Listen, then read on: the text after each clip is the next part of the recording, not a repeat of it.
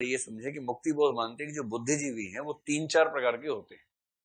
आपके नोट्स में 3 लिखा है, मैं उसी बात को समझाने के लिए 4 तक जाऊंगा ताकि बात एकदम स्पष्ट हो जाए। एक जो पहला प्रकार है उसको आप कह सकते हैं शुद्ध आत्मचेतस। शुद्ध आत्मचेतस। आत्मचेतस शब्द इस कविता में भी आएगा, आपके नोट्स में भी आएगा। एक आएगा आत्मचेतस, एक आएगा विश्वचेतस। दूसरा है जिसको बोलते हैं असंग, असंग बुद्धिजीवी। तीसरा है जो आत्मचेतस प्लस विश्वचेतस है।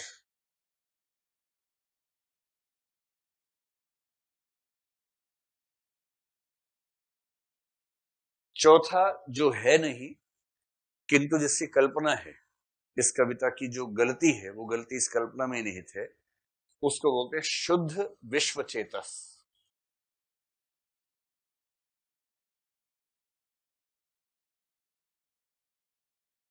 तो ये 4 अधिकतम संभव कल्पनाएं इस कविता को पढ़ के समझ में आती है कि बुद्धिजीवियों का वर्गीकरण हो सकता है इस प्रकार से। ठीक। शुद्ध आत्मचेतस का मतलब है जो व्यक्ति बुद्धिमान है, समझदार है, पढ़ा लिखा है, किंतु इतना स्वार्थी है, घोर स्वार्थी और नीचता की हद तक जो स्वार्थी है, उसको बोलते हैं शुद्ध आत्मचेतस। मतलब ये वो लोग हैं जिनको गिल्ट फीलिंग भी नहीं होती है, अपराध भावना भी मन में नहीं आती है। भाई हम सब स्वार्थी तो होते ही हैं, इसमें कोई खास बात नहीं है, पर हमारे स्वार्थ की परिधि क्या है, इंटेंसिटी क्या है, और हम अपने स्वार्थ में किस मात्रा तक अंधे हो सकते हैं, ये अंतर तो होता ही है ना सब लोगों में। जो अपने स्वार्थ में शुद्ध रूप से अंधा हो और जिसे अपने इतने स्वार्थी होने को लेकर संकोच, शर्म, झिझक, तनाव, अपराध भावना, पाप भावना मन में बिल्कुल ना आती हो, इसको बोलते हैं शुद्ध आत्मचेतस।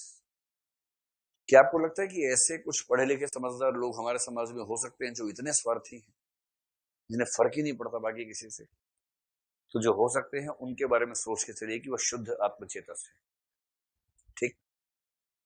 दूसरे हैं असंग बुद्धिजीवी। असंग का मतलब है कि ये उनसे बेहतर है, ये भी आत्मचेतस है, पर इनको इस बात का एहसास है कि ये गलत है। और जब जब कोई ऐसी परिस्थिति सामने आती है जिसमें एहसास गहरा होने लगता है, ये बेचैन होने लगते हैं। उस बेचैनी से बचने के लिए ये कोशिश करते हैं कि उन परिस्थितियों को अपने जीवन में आने ही ना दें जिन्हें देख के इनको एहसास होता है। जैसे बुद्ध हैं, अगर बुद्ध के जीवन में वो 4 परिस्थितियां ना आती तो बुद्ध मस्त थे अपनी जिंदगी में, कोई दिक्कत नहीं थी। तो मैं अगर सरल एग्जांपल से बात करूं, जैसे मध्य वर्ग का कोई व्यक्ति है, ठीक ठाक स्थिति में है, मार्क्सवाद पढ़ा हुआ है, उसको लगता है कि उसकी जिम्मेदारी गरीबों के प्रति बनती है। अब वो रास्ते पे निकल रहा है, अपनी कार ड्राइव करते हुए जा रहा है, मान लीजिए उसको मन हुआ आइसक्रीम खाने का, उसने रास्ते में आइसक्रीम खरीदी बढ़िया सी, कोई भी जो होती अच्छी आइसक्रीम वो ली और एकदम उसको खाता हुआ जा रहा है। रेड लाइट पर गाड़ी रुकी, जैसी कार रुकी, आपको पता है कि भारत में जैसी वाहन रुकता है रेड लाइट पे ना, 3-4 उद्यमी आसपास आ जाते हैं जो कहते हैं कि हमको भी दो, हमारे पास कुछ नहीं है, भिक्षावृत्ति। अब 2-3 भिखारी आसपास आगे कार के और मांगने लगे। कभी आप ऐसी स्थिति में आएंगे तो आप भी सोचिएगा इसमें क्या रिएक्शन होना चाहिए। जैसे आप मान लीजिए बाइक पे जा रहे हैं, बाइक पे तो आप घूमते हो ना, और मान लीजिए कोई साथ में खड़ा हो जाए आपके और आपसे कुछ नहीं कह रहा है, अपने टूटी हुई उंगली वाले हाथों से ऐसे करके ऐसे पैसे मांग रहा है आपसे, आपको देख के दया भी आ रही है, या उसका एक हाथ कटा हुआ है या एक पैर कटा हुआ है, नीचे बैठे आपके पैर को ऐसे टच कर रहा है, आप देख रहे हैं उसको, अब क्या करें आप? तो ऐसी स्थिति में 2-3 रास्ते हो सकते हैं।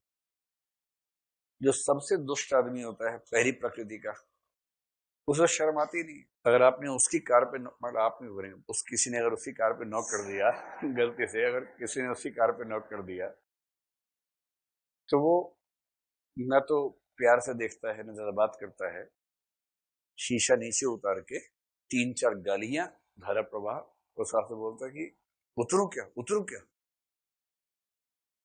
और आपने ऐसे दृश्य भी देखे होंगे कि एक बेचारा कोई भीख मांग रहा है, एक आदमी गाड़ी से उतरा, उसको पीटा कस के और फिर गाड़ी में बैठ के चला गया। ऐसे पीस खूब हैं, दिल्ली में तो बहुत है, बाकी शहरों का मुझे पता नहीं। हालांकि हर शहर में एक अनुपात लगभग समान ही रहता है पीसों का, कोई खास अंतर नहीं होता। होते हैं ऐसे लोग इतने स्वार्थी कि उनको शर्म तक नहीं आती कि सामने वाले आदमी की हालत ऐसी, तो कम से कम विनम्रता से पेश ही आ जाए उसके साथ। वो शुद्ध आत्मचेतस। ये जो असंग है ना, इसकी स्थिति बड़ी खराब है। ये चाहता है मस्त रहना जीवन में, इसके पास इतने पैसे हैं कि मस्त रह सकता है। ये मेरा दुश्मन कहानी का जो मैं है ना, वो है।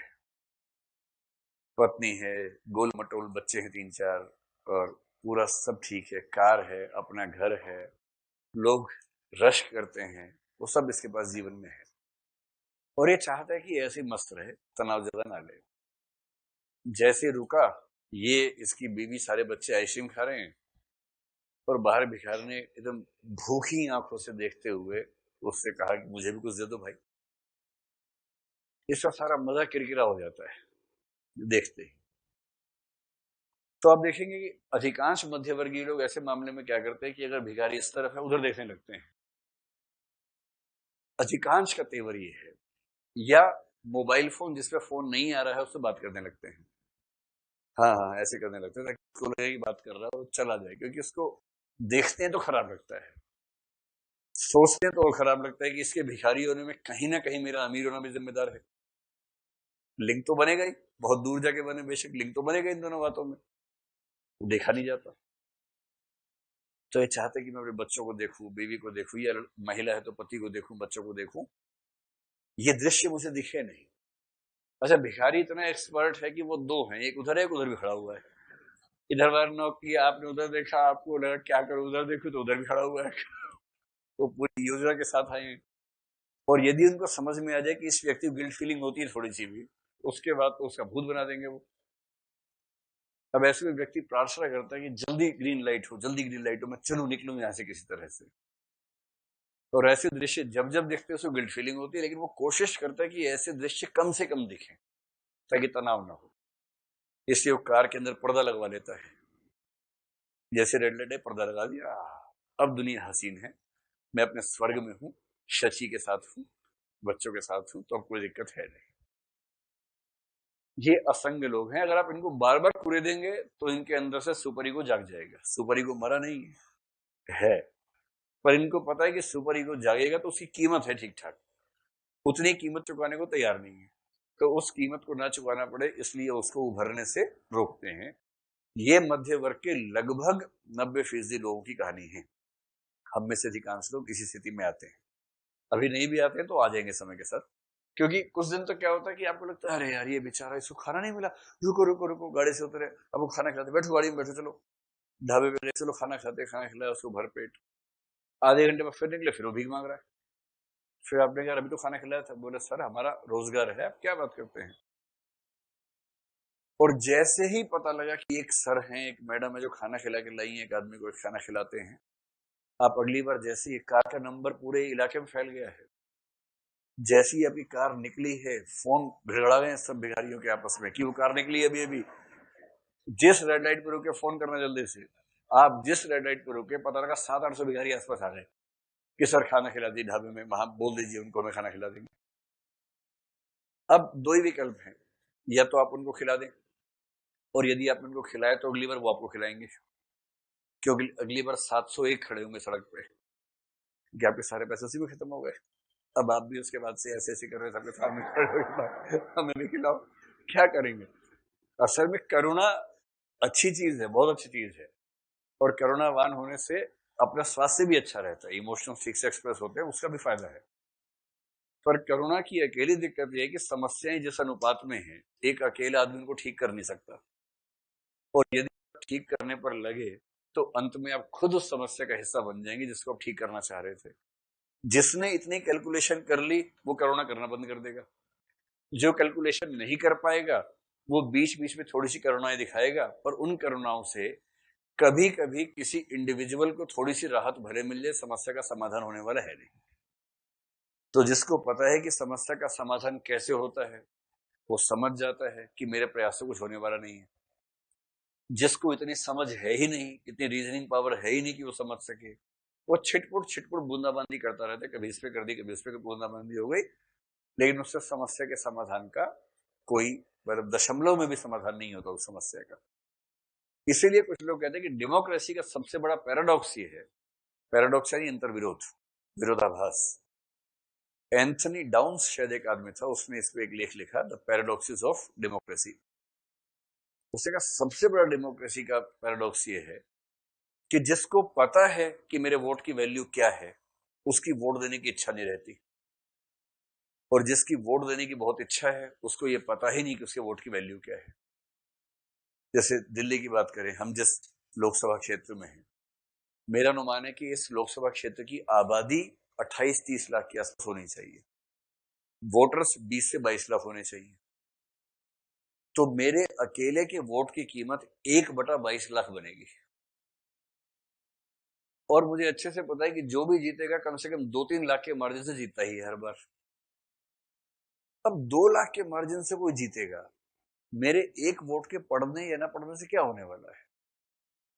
जिसने इतना सोच लिया उसका अगला भाव क्या आएगा? अरे छोड़ो, क्या करेंगे वोट डाल के। और जिसको इतना दिमाग है ही नहीं, वो ट्रैक्टर में बैठ बैठ के जाता है वोट डालने के लिए, एकदम पूरा मेला, वहां मेला लगता है, चलो चलो वहां मेला होगा, वहां गोली खाएंगे, वहां ये करेंगे, वहां वो करेंगे, नानी के बाल खाएंगे। नानी के बाल समझते हैं आप लोग ना? वो पिंक पिंक जो होता है रुई जैसा। तो आप देखें, गांव की महिलाओं के लिए इलेक्शन का दिन मेले का दिन होता है, उनको इससे बहुत फर्क नहीं पड़ता कौन हारा कौन जीता। आउटिंग हो जाती है, पिकनिक हो जाता है, यदि चलो बस चलो। और ट्रैक्टर में सब सज धज के बैठे, गुलाबी और संतरिया साड़ी पहन के, और तो बैठ के वहां तक गए, वहां आसपास बहुत सारी दुकानें हैं। पति से शर्त हो गई, पति ने कहा कि जहां कहूंगा वहां वोट डाल देना। बोली फिर चाट खिला देना, उसके बाद डालूंगी वोट। पहले वो पति से चाट खाएगी, बढ़िया सा समोसे वाली चाट खाएगी, दही वाली चाट खा ली, फिर बोलेगी अब बताओ कहाँ वोट डाल के आना है। डील होती है पूरी। और उसके बाद, इसलिए जिनको लोकतंत्र में बहुत मजा आ रहा है उनको उसकी समझ नहीं है, और जिनको समझ आ गई बात उनको मजा नहीं आ रहा। कॉन्ट्राडिक्शन तो ऐसी है ना लाइफ में, तो ये भी कॉन्ट्राडिक्शन है। तीसरे बुद्धिजीवी वो हैं जिसमें मुक्तिबोध खो जाते हैं, आत्मचेतस प्लस विश्व चेतस। भयानक अंतर्द्वंद्व रहता है इस व्यक्ति के अंदर, हर क्षण आत्मसंघर्ष। ये आत्मचेतस भी है, इसको अपनी भी चिंता है, अपनी, अपने परिवार की। इसका भी मन करता है कि मेरे पास सुविधाएं हो, मेरे घर में एसी लगा हो ताकि बहुत गर्मी महसूस ना हो, मेरे घर में पानी की मोटर लगी हो ताकि मुझे पानी मिल जाए, पानी के लिए बहुत दूर ना जाना पड़े। सुविधाओं का मन करता है इसका भी, सबका करता है, इसका भी करता है मन। पर इसको जैसे ही ये समझ में आता है कि इसकी एक सुविधा की वजह से कितने लोग परेशानी का शिकार हो गए, या ये अपनी सुविधाओं के चक्कर में पड़ के गरीबों के प्रति अपनी जिम्मेदारी नहीं निभा पाया, इसको इतना गहरा अपराध बोध होता है कि ये फिर जी नहीं पाता, रात रात भर नहीं सो पाता। ऐसे व्यक्ति 100 में एक आध होते होंगे, 100 के 1000 में एक आध होते होंगे मुश्किल से। मतलब इसको यूं समझना हो कल्पना से कि मुक्तिबोध अपनी फैमिली के साथ घूम रहे हैं कार में। मुक्तिबोध कार में नहीं घूमते थे, मैं कल्पना कर रहा हूँ, ठीक है। मुक्तिबोध की सबसे प्रसिद्ध फोटो जो उनकी हर किताब में दिखती है, उसमें एक बीड़ी सुलगा रहे हैं, वो बीड़ी सुलगाते हुए दिखते हैं हर फोटो में। वही एक फोटो सबसे प्रसिद्ध उनकी मानी जाती है। अगर आप मुक्तिबोध की कोई किताब खरीदेंगे ओरिजिनल, तो उसके कवर पेज पे वही फोटो आमतौर पर दिखेगी। हम एज्यूम कर लेते हैं कि वो अपने परिवार के साथ, पत्नी बच्चों के साथ जा रहे हैं। बच्चों ने कह दिया कि पापा पापा आइसक्रीम खिलाओ, गर्मी का मौसम है। पापा ने कहा बेटा देखो, हमारे देश की पर कैपिटा इनकम के हिसाब से आइसक्रीम नहीं खरीदी जा सकती है। बच्चे कह रहे हैं मेरी क्लास में जितने बच्चे ने सब आइसक्रीम खाते हैं, सबके पापा खिलाते हैं, सबकी माँ खिलाती है, एक हमें ऐसा पापा मिला है जो नहीं खिलाता है। अब ये सुन के बच्चों की माँ दुखी होगी। माँ ने अपने पति से कहा, एजी, एजी समझ रहे हो ना फुल फॉर्म उसकी? अब एक गधे मतलब, एजी शॉर्ट फॉर्म है, एक्रोनिम है एजी। एजी का मतलब अबे गधे, ओजी मतलब ओए गधे। भारतीय नारी इतनी संस्कारशील है, खुल के बोल नहीं पाती है, तो वो प्रतीकों से काम चलाती है। इसे ही प्रतीक कहा गया साहित्य में। तो पत्नी ने कहा, एजी देखो ना, तुम्हारे मार्क्सवाद के चक्कर में बच्चे आइसक्रीम नहीं खा पा रहे। बच्चों की क्या गलती है कि कॉमरेड घर पैदा हो गए? खिला दो आइसक्रीम बच्चों को। बड़ा मन महसूस के, अच्छा इसको आर्थिक चिंता नहीं कि मेरे पैसे खर्च हो जाएंगे, इसको चिंता ये है कि देश का आम किसान आइसक्रीम नहीं खा पा रहा और मेरे बच्चे खा रहे हैं आइसक्रीम, इसको ये चिंता है। अंत में जब बच्चों ने बाल हट कर दिया, रोने लगे, आंसू के साथ रोने लगे, चिल्ला चिल्ला के रोने लगे, तो अंत में आइसक्रीम खरीदी, कहा अच्छा खा लो। तो पति ने कहा कि हम सब खाए नहीं, आप भी खा लो। इसका भी मन कर रहा है खाने का, पर इसको लग रहा है कि कितना पाप हो जाएगा। अंत में बहुत जोर सबने दिया तो इसने कहा अच्छा मैं खा लेता हूं। जैसे मल्लिका ने बहुत जोर दिया तो कालिदास ने कहा अच्छा मैं चला जाता हूं। ऐसे में आदमी करता अपने मन की ही है, लेकिन वो ढोंग ये करता है कि तुम्हारे कहने से कर दिया मैंने, तो तभी आइसक्रीम खा रहे हैं। इतने में कॉमरेड एक पड़ोस से गुजर गया और कॉमरेड ने देखा, पहले जमीन पे थूका जोर से, उसको दिखा के फिर बोला यही तुम्हारा सच है ना कॉमरेड, आज पता लगा, बुर्जुआ हो बुर्जुआ। आम किसान के घर में खाने को गेहूं नहीं है और तुम आइसक्रीम खा रहे हो, वो भी निजी कंपनी की, बाजार की आइसक्रीम।